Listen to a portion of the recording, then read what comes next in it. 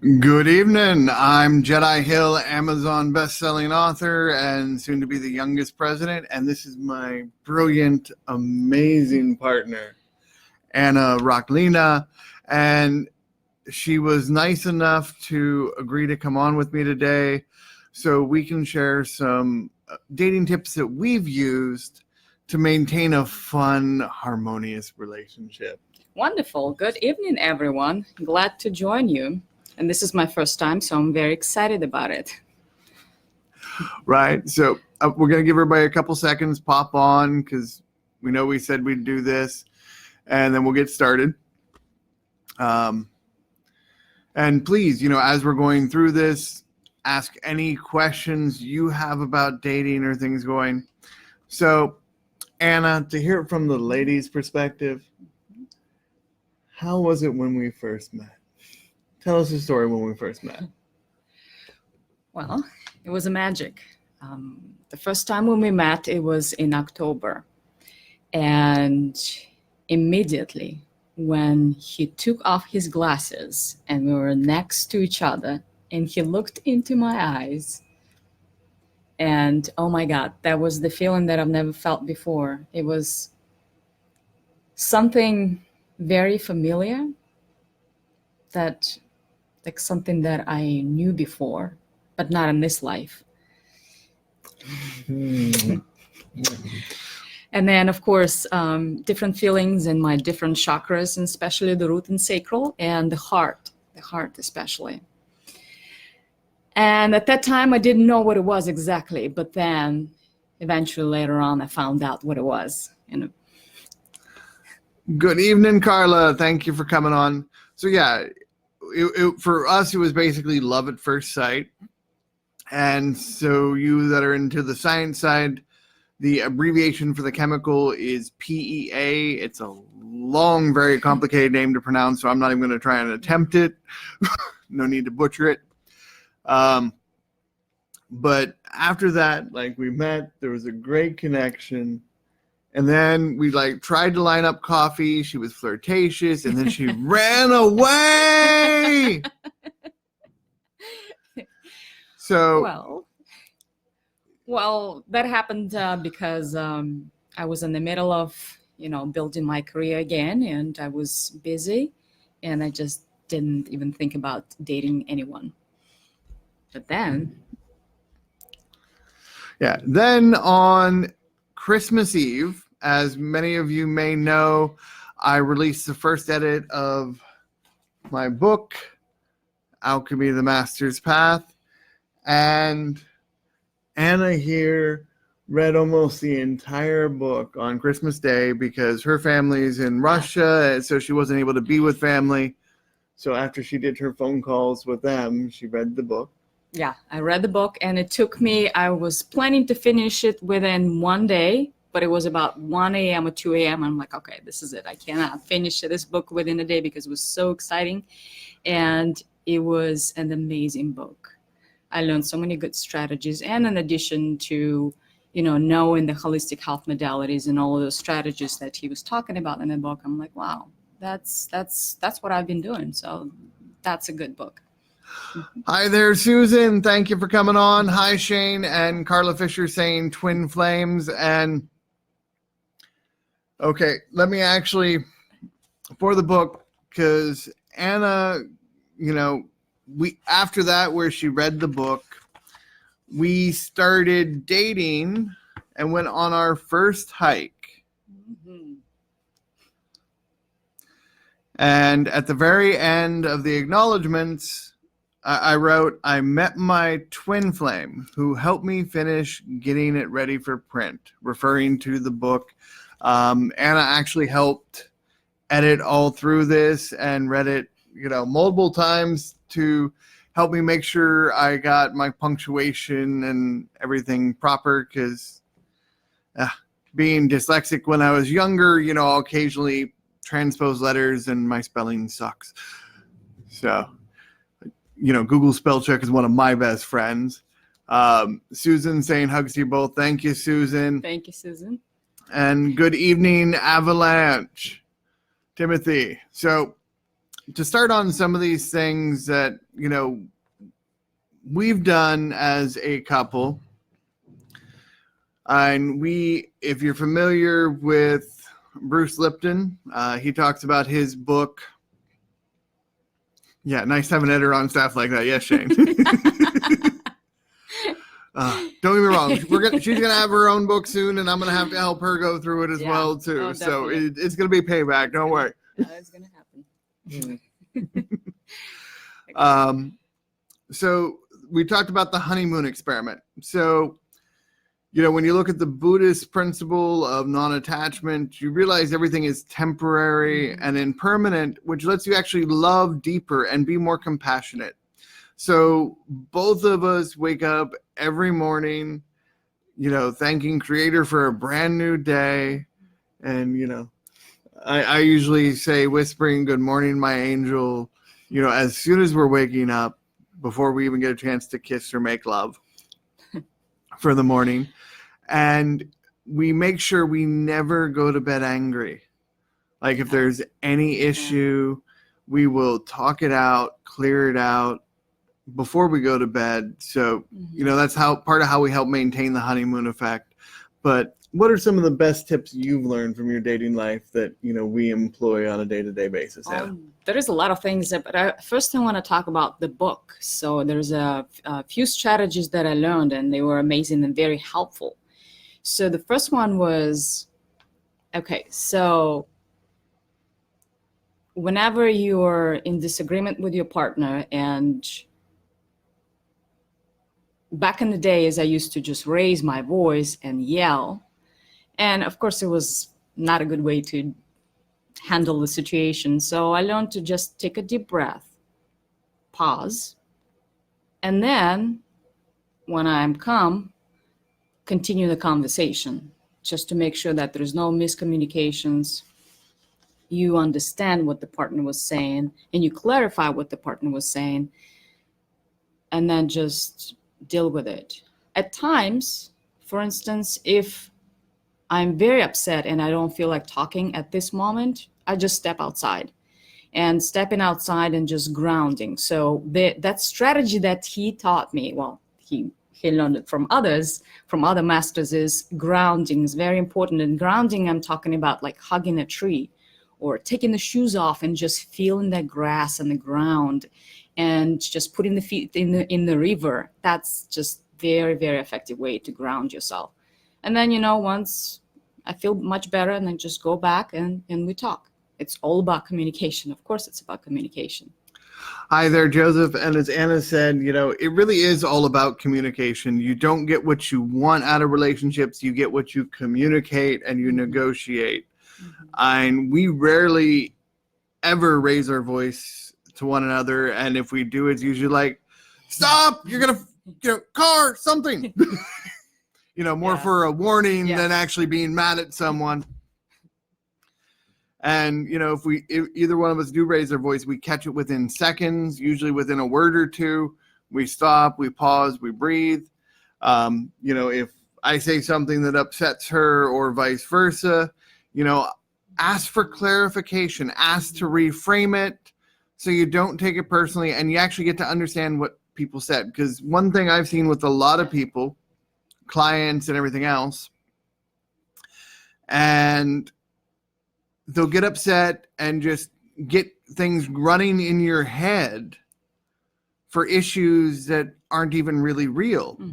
So you'll have much less suffering if you actually ask the person for clarification. And then if they did something stupid, then you can, go ahead and be mad and work it out. But at least make sure it's something real and not just made up in your head first. Yeah, and that's another point. Yeah, you're right. So if you have a disagreement with your partner and then, so there is a disagreement and you don't clarify that disagreement and you start thinking and making those assumptions, and in your mind you just build a castle out of nothing. And it turns out in the end that it was incorrect. So it's better to just talk this out and clarify and then go to bed peacefully. Hey, good evening, Justin. Thank you for coming on. Now, Carla Fisher asked Anna, what is the difference you see between Russian and American men? And Susan's like, good question. So, Anna, what is the difference you've run into between Russian and most American men? Because I'm Native American, so I know I'm a little bit different. Yes, you are. Well, so if you look at men from different cultures, from different countries, overall, they're all the same. Just slight cultural differences. But what I noticed with American men is, especially with Jedi, he is similar to me. He is willing to grow, willing to work and become successful. And also the spirituality. He's also very spiritual. And I just feel like this is a soulmate. But in terms of Russian man, that was a while when I dated a Russian man, maybe 20 years ago. And I didn't have good experience. That's one of the reasons why I actually left the country, because I wasn't into Russian men. So whoever's listening to this, I apologize if you're Russian and you're a male, but this is just personal preference. Right, personal preference. Everybody's different. Everybody likes different things. There you go, yeah. Hi there, Ken Hop and Karen Trusk and Maya. Thank you all for coming on today, getting some tips on dating. I'm so grateful my honey decided to come on today. And Susan's asking, and what about American, Canadian, or USA women and Russian women? So I'm assuming that's questions for me. Yes. And I must say, women from other countries really blow American women out of the water. Like, it's not even a fair comparison. Mainly, and I'll put a lot of this onto the feminist movement, which was great for the equal rights, but it went from the equal rights to men bashing, and then women pretending to be men. So the little flirtations and the play back and forth that you will get with European or Russian lady that actually knows how to be sensual and seductive is an art that is lost on most American women, because they're trying to be the one in charge, and you don't get the interplay of the divine masculine and feminine energy. As far as the spirituality and things like that, it's pretty much universal around the country. Some people are spiritual, some people aren't.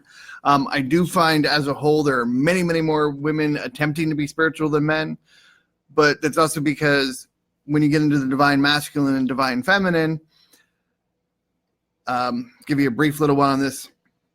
The divine masculine and feminine is part of the creative principle of gender, and it goes everywhere from the microscopic in the atom to the solar systems and beyond. So the masculine energy would be the nucleus, and then the feminine energy is the electrons, just as it would be the sun and the planets orbiting around, and the sun is going through the sky in a linear fashion, and the planets are pulled along. So you get to have that interchange of the play of the gravity and things pulling back and forth. And when you're both trying to be the masculine or both trying to be the feminine, you butt heads more. This is one of the reasons women have so many issues being, together and, just building each other up instead of being competitive. And don't get me wrong, men are just as competitive, if not more so, but it's more in other areas for work, business, racing cars, and things like that, not as much after the women.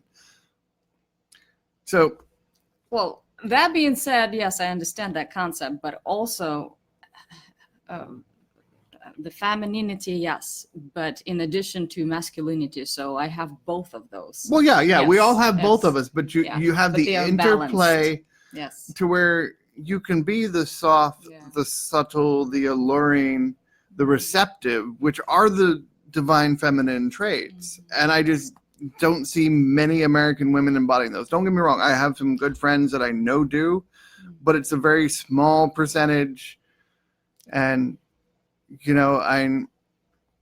got to be able to have that play. And there's still times we got to switch back and forth. Like Anna is a Russian interpreter, medical interpreter for the Cleveland Clinic. So she's a linguistics expert. And there are many times I will bow to her linguistic skills. Like, yep, right, you're right, honey. Just help me fix it. When doing posts and all kinds of other things. We help each other. So and yeah, I'm better at making fires and doing the rough and tough stuff. It's just, the way it is. So back to, yeah, rare unicorn, Susan, yes. And honestly, American women, please don't take offense. Yeah. Because, it's something, this is where the rise of the feminine is coming into play for the divine feminine. It's getting back to your core roots. Mm-hmm. And like I was talking about the atom where, you have the proton that you never see or touch. It's actually the electron, the feminine energy that makes up everything physical, which is why, women are more tied to the moon and the different cycles of the energies, which is why many more women are spiritual than men. And if you happen to find a spiritual man, you are blessed because they are a needle in a haystack. Mm-hmm. Good evening there, Jessica, Dawn, and Wendy France. Pleasure to have you both on today. Good evening. So we had a couple of the tips in the books. You mentioned the 3 gates. You want to tell them about that? The 3 gates? Yeah, for your words. The Sufi saying, is it true? Oh, yes. Yeah. The 3-part question. So 3 questions. So whenever you have a disagreement or a disagreement, for instance, and before answering that question, you got to ask those 3 questions. And these are the 3 questions that I learned out of Jedi's book. Amazing questions because they're so helpful. So the first one, is it true? So is it true? Whatever you're trying to answer, reply, is it true? And the next one is it kind? Well, is it necessary? Is it necessary? And then, is it kind? And if you can't pass through all 3 gates, don't say it. Pause and re-say it till you can actually make it through all 3 gates. Yeah. As a guys especially, we need to be more sensitive because women are going to try and reinterpret everything you say. So do your best to make it kind, and you will save yourself decades of self-torture. That's true. All right. And another big one we love to do is before, we leave, like one of us is going to work or whatever, we'll always make sure we get our moment for a hug and a kiss.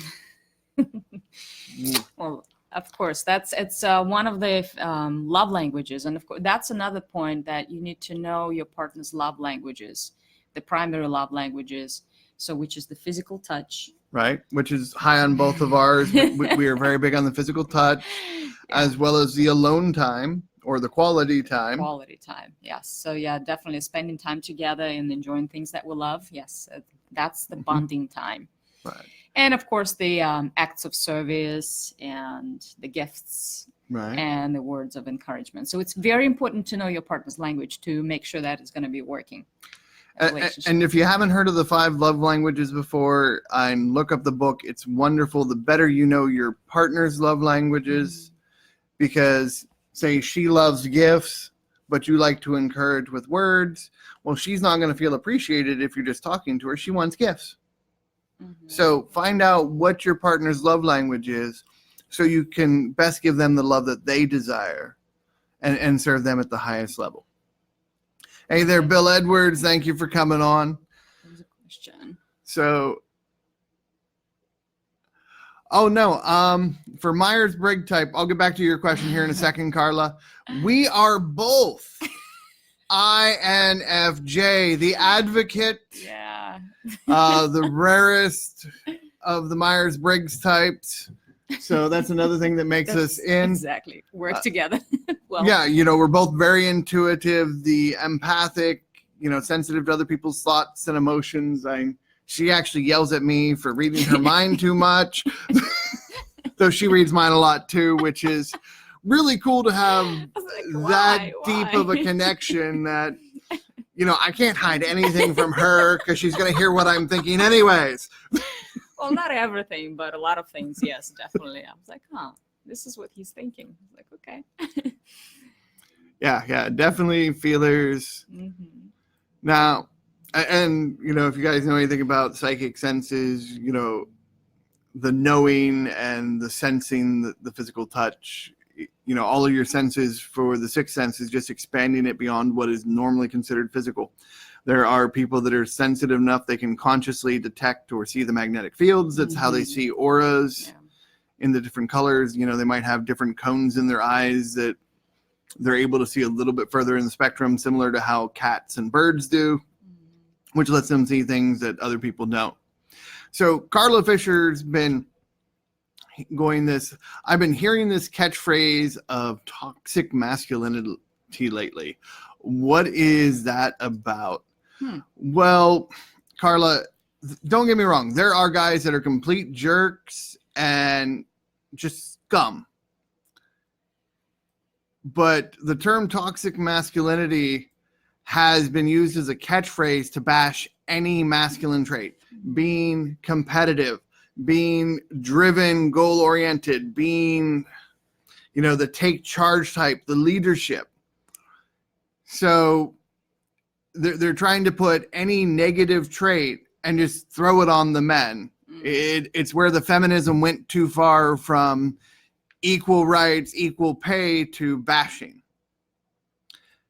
Exactly, Susan. All people have the potential for target. And there is the toxic femininity as well, where, the woman will seduce men that she doesn't really care about and just mess with their heads. Just think of Helen of Troy. One of the largest, biggest wars in history was because of a woman messing with men's heads.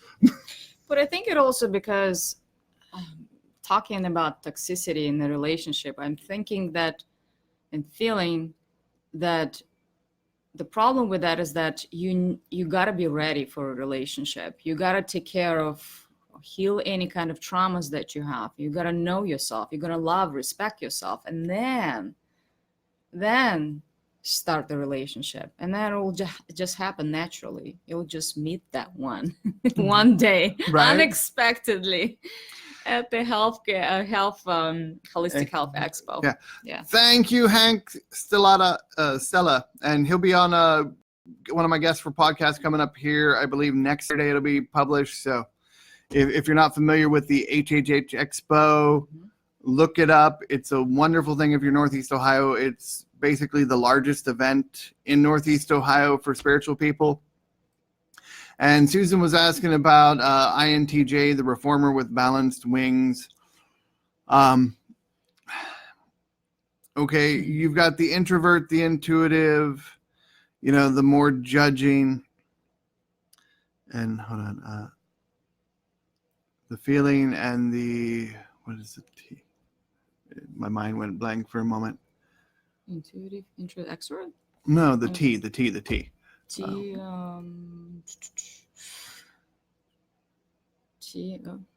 not sure. Yeah, we'll hit on that one. My mind's going blank. But don't get stuck on the personality traits. They're merely your base patterns, and you grow beyond them. Mm-hmm. Like as you learn to balance like the introverted and the extroverted. That's why my beautiful Anichka is right here getting over, being the super introverted, because we're both introverted. Mm-hmm.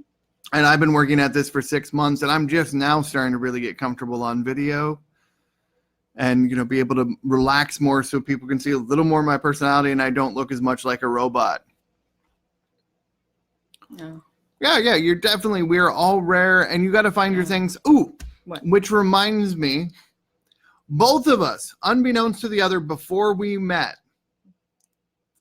or before we actually started dating, wrote a list. Oh, yes. You want to tell them about the list? Yes. So whenever you want to manifest something, you need to be very clear as to what you want. Exactly. So what I did is I wrote down all the qualities that I want my partner to have.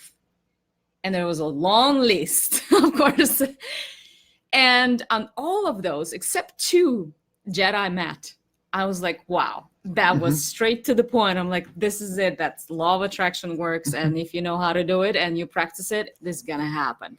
It's going to happen. Right. Like she wanted somebody 38. I'm only 37. Oh, yeah. And the other one, she wanted somebody in really good shape. And while I am in, good shape compared to most guys, I wasn't quite as back to my looking like the Schwarzenegger or a Greek god like I used to. But while we've been courting one another, and with her help, I've lost 14 inches off my waist. And, we're on the keto diet now together, doing 3 weeks off, 3 weeks on, 1 week off. We still got like another week to go. And I know she is so excited to have her millet and her grains again. She's even dreaming about it. Hey there, Sasha. Yeah. Thank you for coming on. And Susan saying, not good at flirting, normally revert to thinking. Okay, that is a wonderful thing. This is for guys and women both. Mm-hmm. When you are in your head thinking, you're anxious, worrying about the potential futures. You're not in the present moment. So you can't feel from your heart the give and the pull of the energy. So anytime you start feeling yourself in your head, take a deep breath, maybe put your hand on your heart to help bring your consciousness back down to it, and just feel. And if you're up here thinking, you're not in the moment. And for dating especially, women require 1000% of your actual awareness, paying attention. Like if you get in your head for a second, you'll miss, she blinks at you, she flicks her hair, and all these little subtle tells that happen for a fraction of a second for the microfacial expressions. And biologically, we're built with mirror neurons to get those. But if you're in your head, instead of in your heart and embodied, fully present in the now, you are not going to be able to catch all those subtle little cues. Yeah. So that'll help quite a bit. Hey there, Brad. Thank you for coming in. Hey there, Peggy. Thank you for coming in today. Now, let's see. We hit the love languages. We're going to talk about the hurt feelings. Yeah, I think we did that. Did we hit that one? Yeah. Yeah, we did hit, never going to bed angry and just clarifying. And yeah, Susan saying, I once wrote a list and left off physical things, was amazed at what did not show up. Yes, lists are important. And don't be attached to the outcome or how the universe brings it to you, but have the vision of exactly what you desire in your mind. I had actually used some stuff from Fool's Crow, Wisdom and Power to, manifest this amazing lady that we are changing the world. Carla, yes. Do men appreciate compliments from women, or do they think women are hitting on them? That's kind of, it depends. Yeah. If the guy is secure and in his masculinity, I love compliments, and I don't take them as flirting or getting hit on unless there are other physical tells. But there are so many guys, especially with everybody stuck on these and just looking at these. It's like, oh, a woman gave me attention. She must be into me. and it's completely unrelated, but that was just where we were talking earlier. If you're in your head instead of in the now, you miss the little subtle tells to tell. So try and get people out of their phones so they can pay better attention. Make sure you get your eye contact. Eye contact, yes. And we gaze at each other's eyes, what, at least an hour a day or more, right? Oh, I think even more. and it builds the passion. Use your eyesight. Use the gaze to, adjust and bond with people, and you will be amazed at the difference that makes. But yeah, there are guys, the more secure a guy is, and I know, Carla, you were asking the question with Matthew here a couple nights ago, and I know Anna absolutely loved your question, which was, what do you do When a man says you are intimidating, tell him to man up. And those, these are the little hints.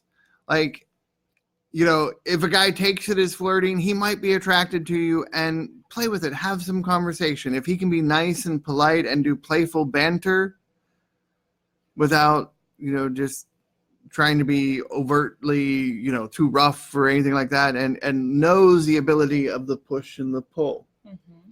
And this, I'll give you a tip for men here. With women, logic works in every other area of your life except for women. So after you make a good connection and you feel like you should go closer, do the opposite. Do the opposite. Create some distance, give her some space, and see if she comes to you. Then there's an attraction. If she doesn't come to you after you made some space, there's no attraction. Because women vote with their feet. They will move their because especially with, and it's frustrating to get on this topic, but like 1 in 3 or 1 in 4 women. Oh, no. We playful banter all the time. Mm-hmm. And that's what I was saying earlier. Like European women still banter. It's the issues with a lot of the Americans primarily, because like French guys know how to banter. I have watched them do it, and I've got some great lessons from them over the years, as well as Italians. It's just the Americans that have lost the subtle art because everybody's so addicted to these nowadays.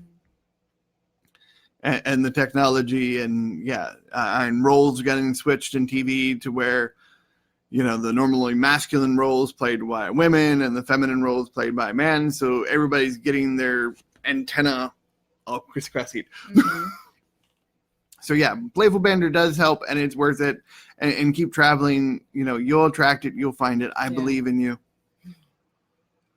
But and create that space for one another to have that playful banter. And if a guy isn't skilled enough to give you some of that playful banter, and you're good at it and you know what you're doing, he's not the one for you. Mm-hmm. So I know we're about to have dinner here now. We wanted to keep this fairly short. Is there any last question real quick before we close up from anybody? Okay, I'm not seeing anything come in quite yet. But, and as we said earlier, communication and respect are your keys to, a deep, loving relationship. And you don't get what you want out of relationships. You get what you communicate and you negotiate. And I am so grateful every day for Anna being in my life. So, all right. This is Jedi Hill and Anna signing off. May the Force be with you. I'm off tomorrow to the executive committee meeting for the Libertarian Party of Ohio to, pitch the state party about me running for president and, get some help. So have a good night and peace. Good night.